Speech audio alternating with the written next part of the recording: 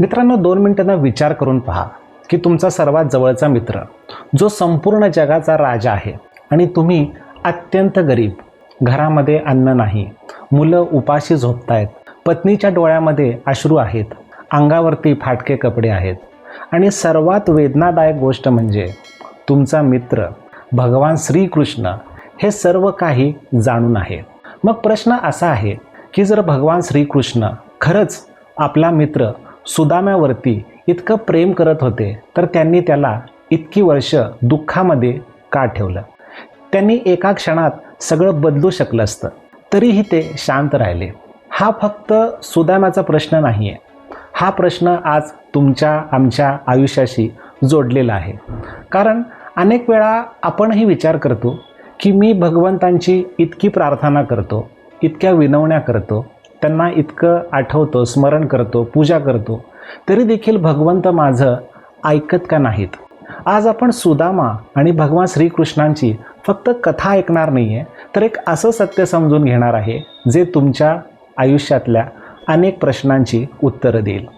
कारण भगवंत आपल्या भक्ताला कधीच सोडत नाहीत, पण अनेक वेळा ते आधी आपल्या भक्ताला घडवतात, तयार करतात आणि नंतर त्याला सुख, समृद्धी, संपत्ती देतात. सुदामा भगवान श्रीकृष्णांचा बालमित्र.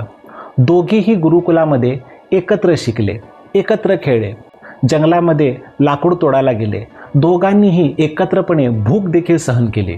पण काळ बदलला. भगवान श्रीकृष्ण द्वारकेचे राजे झाले आणि सुदामा अत्यंत गरीब ब्राह्मण.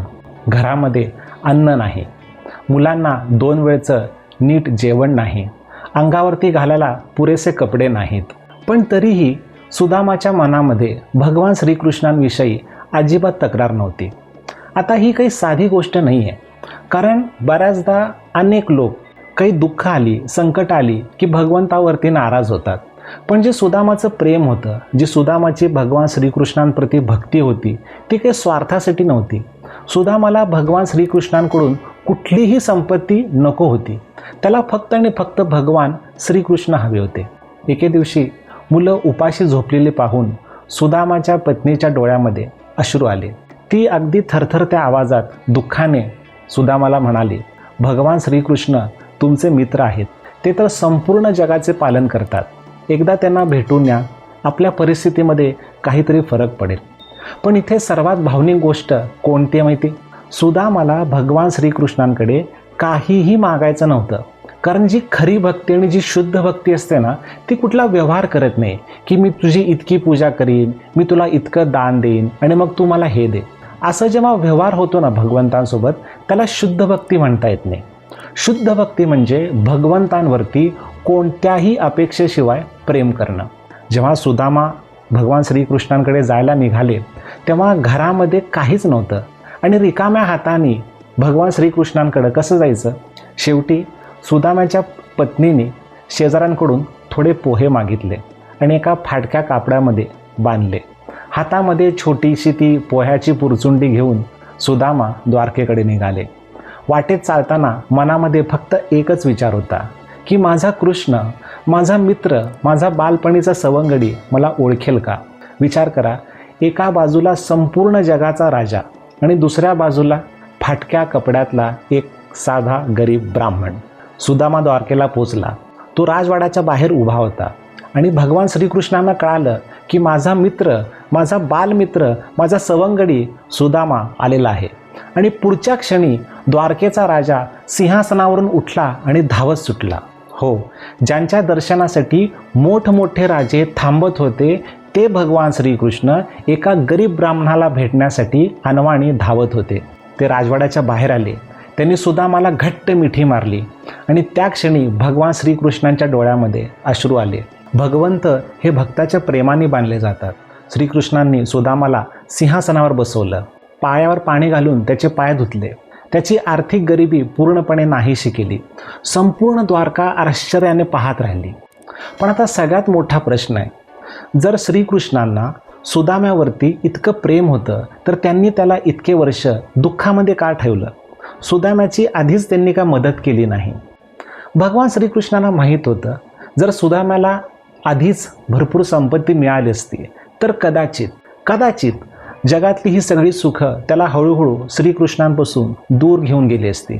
म्हणून भगवान श्रीकृष्णांनी सुदामाला काही शिक्षा दिली नाही, तर त्यांनी सुदाम्याची भक्ती सुरक्षित ठेवली.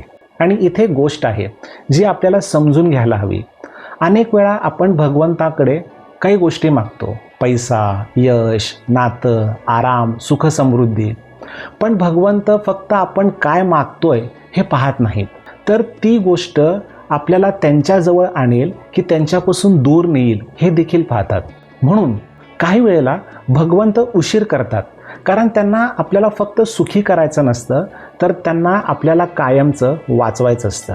मित्रांनो, आज तुमच्याही आयुष्यात काही गोष्टी उशिरा मिळत असतील.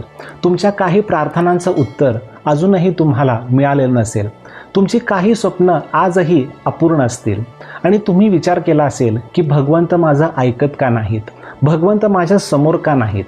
पण भगवान श्रीकृष्ण तुम्हाला विसरलेले नाहीत, ते तुम्हाला तयार करत आहेत.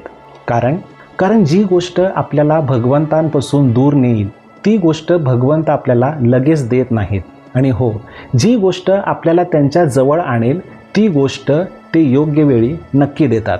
सुदामाची कथा आपल्याला एक गोष्ट शिकवते, भगवंत कधीच उशीर करत नाहीत, तर ते योग्य वेळेची वाट पाहत असतात. आणि जर आज तुमच्या आयुष्यात संघर्ष असेल तर अजिबात निराश होऊ नका. कदाचित भगवान श्रीकृष्ण तुमच्यासाठी काहीतरी मोठं ठरवत आहेत. म्हणून रोज थोडा वेळ भगवद्गीता वाचा, भगवान श्रीकृष्णांचं स्मरण करा, त्यांच्या दिव्य नामाचा जप करा. कारण जेव्हा माणूस भगवान श्रीकृष्णांच्या जवळ जातो तेव्हा फक्त त्याला आपल्या आयुष्यातली उत्तरं भेटत नाहीत, तर त्याच्या आयुष्याला योग्य अशी दिशा मिळते.